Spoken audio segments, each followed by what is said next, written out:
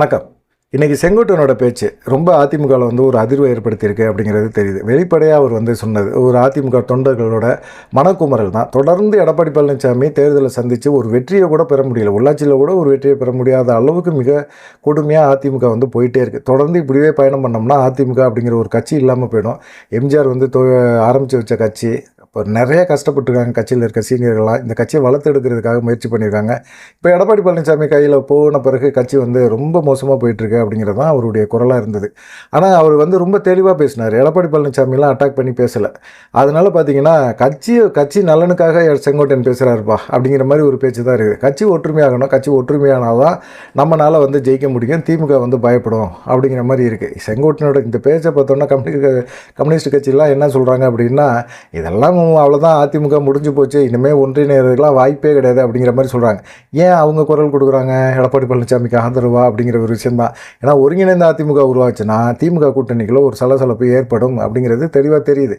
இப்போ திமுகவை மறைமுகமாக எடப்பாடி பழனிசாமி ஜெயிக்க வைக்கிறதுக்கு தான் இந்த வேலையை பார்க்குறாரு. அதே சமயத்தில் பாஜகவின் தமிழ்நாட்டில் கால் உண்ணக்கூடாது அப்படின்னு சொல்கிறாங்க. திமுகவோட எடப்பாடி பழனிசாமி ஒரு டையை போட்டிருக்காரோ அப்படிங்கிற ஒரு சந்தேகம் இருக்குது.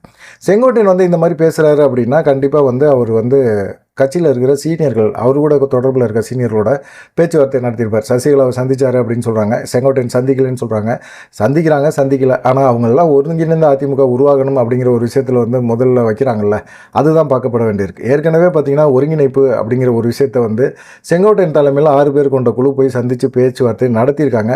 அப்போ வந்து சிவி சண்முகம்லாம் கொஞ்சம் எடப்பாடி பழனிசாமிகிட்ட அழுத்தம் கொடுத்தோன்னே, நீங்கள் வேணால் போய் சசிகலா கூட போய் சேர்ந்துக்கங்களேன், ஏன் என்னை வந்து கட்சிக்குள்ளே அவங்கள சேர்க்கணுன்னு என்னையை வந்து வற்புறுத்துறீங்க அப்படிங்கிற மாதிரி பேசியிருக்கிறாரு. அதுக்கப்புறம் சிவி சண்முகம் ஆஃப். என்ன இவரை நம்ம பொதுச்செயலாளர் ஆக்குனதுக்கு நம்மளை வந்து இப்படி போட்டு பார்க்குறாரு அவரு அப்படிங்கிற மாதிரி எண்ணத்தில் அவரும் அப்படியே சைலண்ட்டாக ஒதுங்கிட்டார். இப்போ கட்சிக்குள்ளே பெருசாக வந்து எடப்பாடி பழனிசாமியை ஆதரித்த நபர்கள் யாருமே பெருசாக இப்போ எடப்பாடி பழனிசாமி கூட இல்லை. ஜெயக்குமார் இருந்தார், இப்போ கேபி முனுசாமிலாம் சொல்லி பார்த்தாரு, எடப்பாடி பழனிசாமி கேட்குறதே இல்லை. வேலுமணி வேறு வழியே இல்லை, நம்ம இப்படியே எடப்பாடி பழனிசாமி கூட இருப்போம், செங்கோட்டையனை வந்து தூண்டி விடுவோம், செங்கோட்டையன் பாட்டு பேசிகிட்டு இருக்கட்டும், அதுக்கப்புறமா நம்ம பின்னாடி போய் ஜாயிண்ட் அடிச்சுக்குவோம், நம்ம சொன்னால் தான் எடப்பாடி பழனிசாமி எகிரி அடிக்கிறாரு, நமக்கு எதிராக வந்து செயல்படுறதுக்கான வேலையை பார்க்குறாரு அப்படிங்கிற எண்ணத்தில் அவருமே வந்து செங்கோட்டையனை ஆதரிச்சிருக்கலாம். அதே போல் தங்கமணி எடப்பாடி பழனிசாமி லடாய் ஒரு பக்கத்து ஓடிக்கிட்டே இருக்குது. இப்படி தொடர்ந்து பார்த்திங்கன்னா எடப்பாடி பழனிசாமி கட்சியில் இருக்க சீனியர்கள் எல்லாத்தையுமே வந்து அப்படியே பாராமுகம் காட்டுறாரு, அவங்கள கண்டுக்க மாட்டேங்கிறாரு, அவங்கள வந்து மறைமுகமாக அவங்களுக்கு எதிராக வந்து செயல்படுறாரு இப்படிங்கிற ஒரு குற்றச்சாட்டு தான். இதனால் என்னென்னா கட்சியில் இருக்கிற ஒற்றுமை குலையுது. ஒற்றுமை குலையிறதை வந்து திமுக சாதகமாக பயன்படுத்துது. எடப்பாடி பழனிசாமி திமுகவுக்கு வேலை பார்க்குறாரோ அப்படிங்கிற எண்ணம் தான் இப்போ எல்லாத்துக்குமே வந்திருக்கு.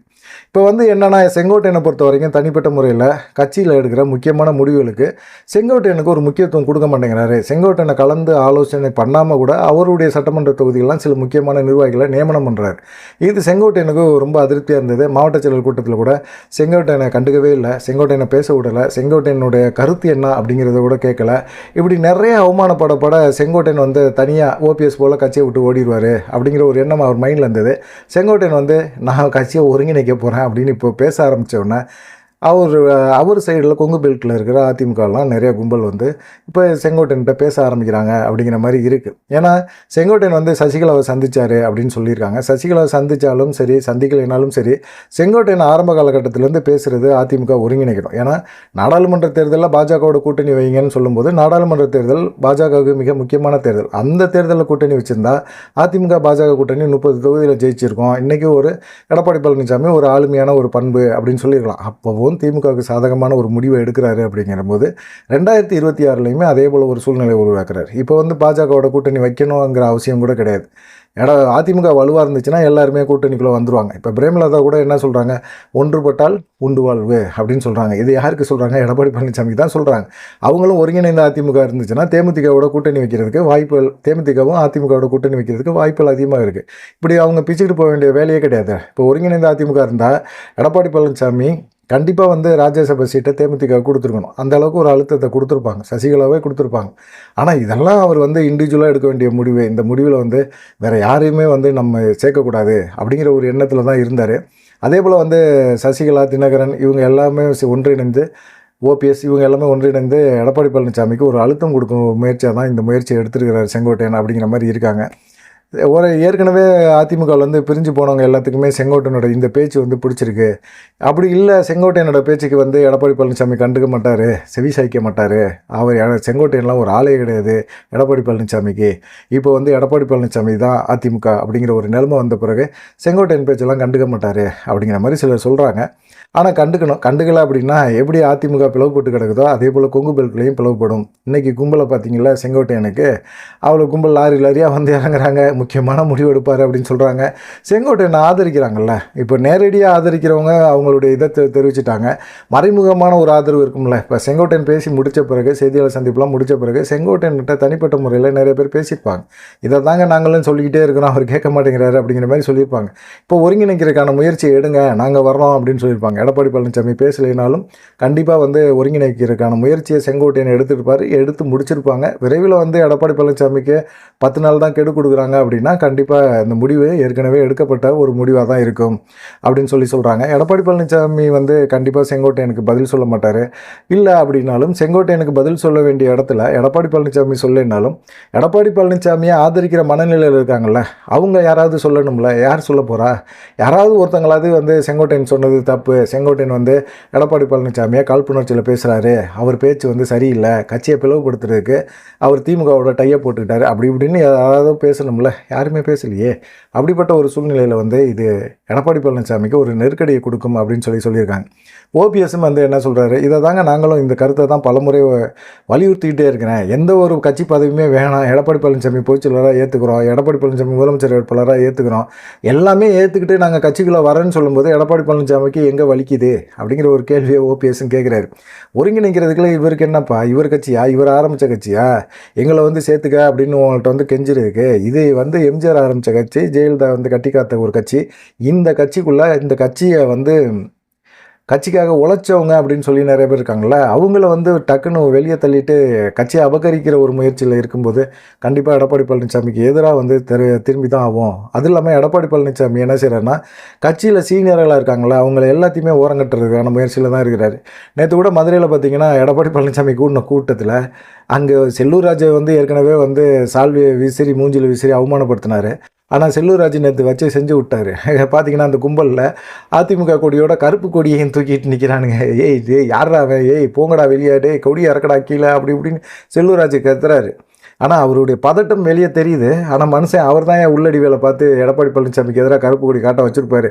அவ்வளோ க்ளோஸாக கருப்பு கொடி எடுத்துகிட்டு போய் வேணும் பக்கத்தில் அந்த இதுக்கு பக்கத்தில் நிற்கிறானுங்க அப்படின்னா கண்டிப்பாக அதிமுககாரனுக்கு தெரியாமல் இருந்திருக்குமா? அப்போ வந்து கூட்டு கலவானிங்க எவனோ இருக்கிறாங்க அப்படிங்கிற மாதிரி தான் இருக்குது. பார்க்கலாம். இந்த 10 நாள் கெடு கொடுத்துருக்கிறாரு. 10 நாள் கெடுவில் வந்து எடப்பாடி பழனிசாமி என்ன செய்ய போகிறாரு அப்படிங்கிற ஒரு விஷயம்தான் பார்க்கப்படுது. இது வந்து இருக்கும். ஏன்னா எம்ஜிஆர் காலகட்டத்திலே பார்த்திங்கன்னா எஸ்டி சோமசுந்தரம் அப்புறம் 2 நாடாளுமன்ற உறுப்பினர்கள் இவங்களோட சேர்ந்து தான் போய் எம்ஜிஆருக்கே வந்து ஊழல் குற்றச்சாட்டுகளை இவங்க வந்து சொன்னாங்க. ஆனால் அந்த மாதிரி சமயத்தில் கூட வந்து எம்ஜிஆர் நேரடியாக அவங்க வீட்டுக்கெல்லாம் போய் வாங்கப்பா, கட்சி பணி ஏகப்பட்ட பணி கிடக்குது, இப்படி ஊழல் குற்றச்சாட்டு அந்த குற்றச்சாட்டுன்னு சொல்லிட்டு இருக்கீங்க வாங்க அப்படின்னு சொல்லி அவங்கள வந்து கூட்டிகிட்டு வந்தாங்க. அதே போல் வந்து எடப்பாடி பழனிசாமி மேலே யாராவது ஊழல் குற்றச்சாட்டு சொல்லியிருக்காங்களா? இல்லையே. ஊழல் குற்றச்சாட்டு சொல்லி எடப்பாடி பழனிசாமிக்கு எதிராக பேசினாங்களா? இல்லையே. அப்படி இருந்திருந்தால் பரவாயில்ல, எடப்பாடி பழனிசாமி அவங்க மேலே நடவடிக்கை எடுக்கலாம். ஆனால் எடப்பாடி பழனிசாமி ஒரு நேர்மையான ஒரு கர்ம வீரர். அவர் அப்படிலாம் கிடையாது. அவர் ஏகப்பட்ட ஊழல் பண்ணியிருக்காரு. அதனால தான் பாஜகவோட கூட்டணி வச்சிருக்கிறார்.